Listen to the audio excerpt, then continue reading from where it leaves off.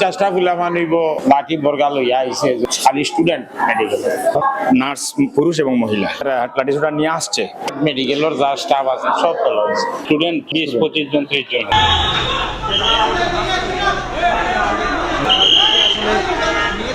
রোগীর পক্ষ নিচে একটা সাইড বিভিন্ন ধরনের হাতিয়ার। আমি ভিডিও ধারণ করছিলাম, মোবাইল নিচে আমার মোবাইল থেকে সবকিছু ডিলিট দিয়ে দিচ্ছে। নার্স একজন যুবক মারতে আসছিল। রোগীর উপর কোনো হামলার তো প্রশ্নই আসে না, রোগী তো রোগী। গত শুক্রবার রাত প্রায় 11টা সিলেট ওসমানী মেডিকেল কলেজ হাসপাতাল 4th তলার 6 নম্বর ওয়ার্ড। হঠাৎ করেই পরিস্থিতি হয়ে ওঠে উত্তপ্ত, রূপ নেয় সংঘর্ষে। হেনস্থা করা হয় এক নারী ইন্টার্ন চিকিৎসককে। কিন্তু প্রশ্ন এখানেই শেষ নয়। সিলেট ভিউর অনুসন্ধানে বেরিয়ে আসে ভিন্ন এক চিত্র। স্টাফ টুম লইয়া টানাটানি হয়েছে মাইল দিয়ে রয়েছে আস্থা হল উসলি গেছে স্টাফ বুঝছেন।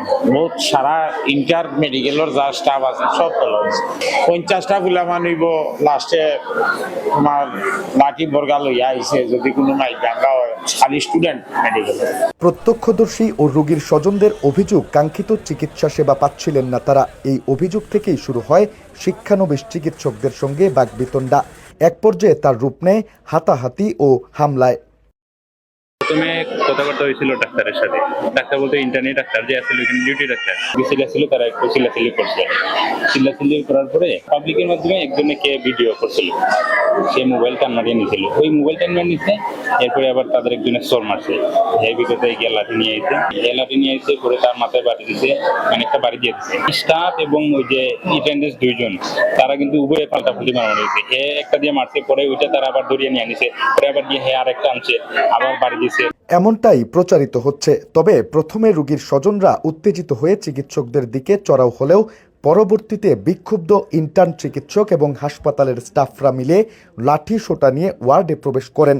তারপর রোগীর স্বজনদের উপর হামলা এবং বেধড়ক মারধর করার অভিযোগ রয়েছে, যা কোনোভাবেই চিকিৎসা পেশার সঙ্গে মানানসই নয়। তারা দুইটা পক্ষ, পুরুষ মহিলা নার্স এক পক্ষ, স্টিলের হাতিয়ার পত্র এগুলা, আর রোগীর পক্ষ যারা দাওয়া পাল্টা চলতেছে। এটা তো খারাপ জিনিস, এটা ভালো না। তারা তো যতটুকু সেবা দেওয়ার মতো, যদি তাদের মাথা গরম হয়ে যায়, 56 হয়ে যায়, তাহলে তা আউট হইতো যে আমি এটা পারছি না। উচিত তারা সুন্দর আচরণ দেখাইতো, ভালো ব্যবহার করতো। মানুষ তো যদি টাকা পয়সা থাকতো তাইলে প্রাইভেটে যাইতো। তারা দর্ভকেই মাইরিস পরে তারা রাগ হইছে আস্থা হল উসলি গেছে স্টাফ। আতঙ্ক অমনি শেষ, আতঙ্কে আর কি দেখতাম এটা অন্য মারছে, আবার নিচেও মারছে। এরপরে আবার তাদের একজনের চোর মারছে। এই ভিতরে গিয়ে লাঠি নিয়ে এসে ওই যে ওই স্টাফ লাঠি নিয়ে এসে পরে তার মাথায় বাড়ি দিচ্ছে, মানে একটা বাড়ি দিয়ে দিচ্ছে। পরে আবার আমরা পরে ধরি। কোতোয়ালি থানা পুলিশ নিশ্চিত করেছে, হামলা ও ভাঙচুরের ঘটনায় এক নারীসহ 3 জনকে আটক করা হয়েছে।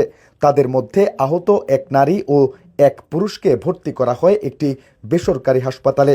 তবে হাসপাতাল কর্তৃপক্ষ রোগীর উপর হামলার বিষয়টি পুরোপুরি অস্বীকার করেছেন। প্রশ্ন হচ্ছে, তাহলে রোগীর স্বজনদের মেরে আহত করলো কারা? রোগীর উপর কোনো হামলার তো প্রশ্নই আসে না, রোগী তো রোগী।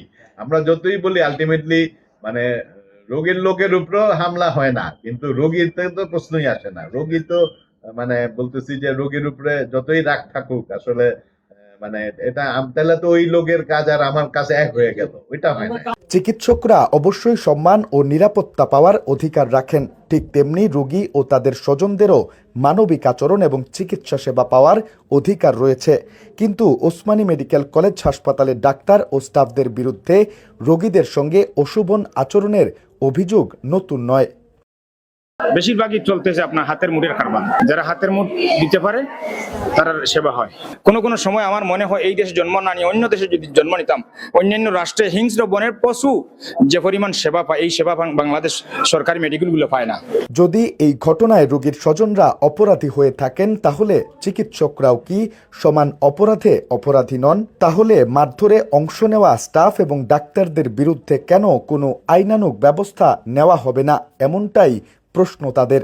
ওনার আত্মীয় একজন পুরুষ, তিনি হসপিটালে যে বেড গুলা থাকে সেই বেড থেকে একটা গ্রিল ভেঙে নিয়ে এটা দিয়ে হচ্ছে আমাদের সেখানে কর্তব্যরত একজন মেল ডক্টর ছিলেন তার উপর আঘাত করেছেন এবং এখানে হচ্ছে দাদু বলি আমরা, যারা ওয়ার্ড বয় হিসেবে কাজ করে, তার উপর আক্রমণ করে এবং আমাদের টেবিল এবং জামা কাঁচগুলো ভাঙছে। সে আমরা এখানে নিরাপত্তা সংখ্যায় ভুগছি। সে এই আঘাতটা যেহেতু আমার একজন ফিমেল কলিগ ডক্টরের উপর এবং একজন মেল কলিগ ডক্টরের উপর হয়েছে, কালকে সেটা আমার উপর হবে না, এর নিশ্চয়তা কে দিচ্ছে? হাসপাতাল কোনো যুদ্ধক্ষেত্র নয়, এখানে লাঠি নয়, দরকার দায়িত্ববোধ, দরকার মানবিকতা, দরকার জবাবদিহিতা। এই ঘটনার সুষ্ঠু তদন্ত কি হবে? দোষীদের বিরুদ্ধে কি নেওয়া হবে নিরপেক্ষ ব্যবস্থা? এই প্রশ্নগুলোর উত্তরই এখন খুঁজছেন সিলেটের সাধারণ মানুষ। নিবেন্দু তালুকদার, সিলেট ভিউ, সিলেট।